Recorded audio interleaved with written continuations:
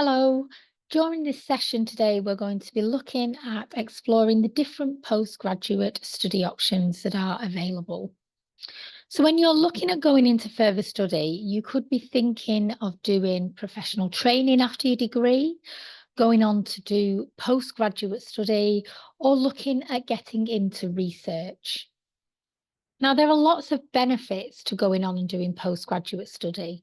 It can improve your employability and also your career prospects. By doing postgraduate study, you are specialising in a particular area and you're getting some deeper knowledge. You will also be able to have development of your transferable skills. It will give you the opportunity to network and make some real professional contacts. Hopefully, you should get personal fulfillment and intellectual challenge from doing a postgraduate study, and there is often the potential for higher earnings. Now, there are different types of postgraduate study you could go on to after your degree, and we're just going to have a look at these briefly. So, the first one is that you could go on and do a taught masters. Now, these are your MAs, MScs, LLM, MBAs. They are structured courses where you would attend lectures, seminars, your modules would be assessed, and quite often you would have a dissertation or a final project at the end of it.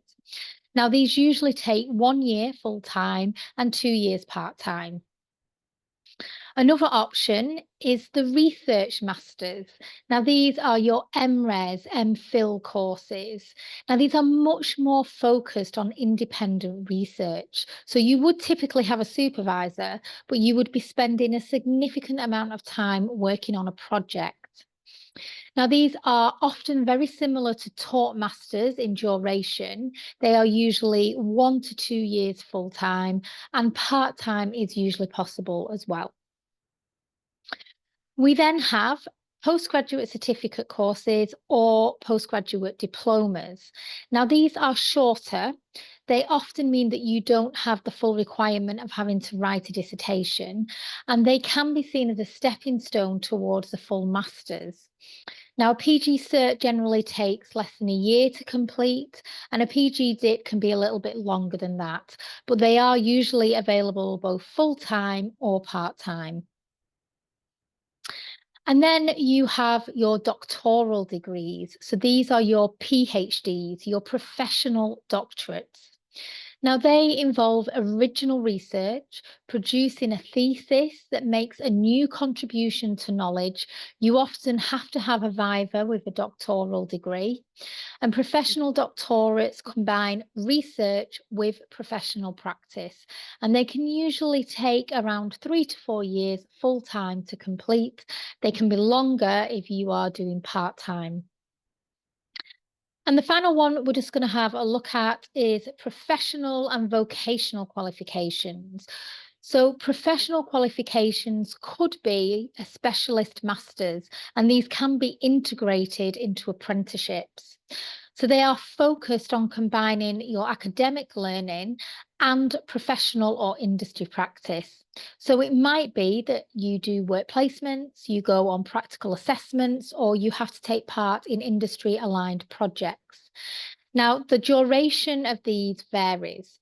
It could be 1 to 2 years, or it could be more. And that all depends on whether you're doing full-time or part-time, or whether you're doing a blended qualification, a blended study, where you're mixing working with study. And that usually occurs when you're doing an apprenticeship.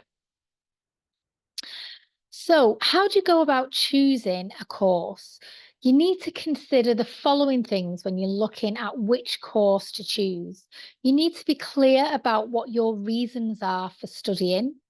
You need to be aware of what the external validation would be. Try and have a look at the destinations of previous students who studied that course and what they've gone on to do. And I would also be having a look at the institution and evaluating what the institution offers and what resources they have available to you on that course. One top tip is to consider attending postgraduate fairs if you are considering going on to do postgraduate study. So just a little bit around funding. When you do a postgraduate study, there are different funding types available. You may be able to apply for bursaries or studentships. There are postgraduate loan schemes. You can get funding from research councils, charities, foundations and trusts. Some individual universities may have funding available. You could apply for a professional career development loan. Sometimes employers will sponsor you and give you funding to do a qualification. You can also get funding through knowledge transfer partnerships. The Masters in Business Administration, the MBA, that does have a loan scheme. And sometimes, depending on the career you're going into, for example, teaching, there could be funding for that. Most postgraduate students will self-finance. So when you are applying for a postgraduate qualification, when you're applying to get onto a new course, the application form itself at postgrad level is usually that you have to complete a personal statement. You would also, for research courses, have to put together a research proposal, and you do need references. And you generally apply directly to the university that is offering the course that you are interested in.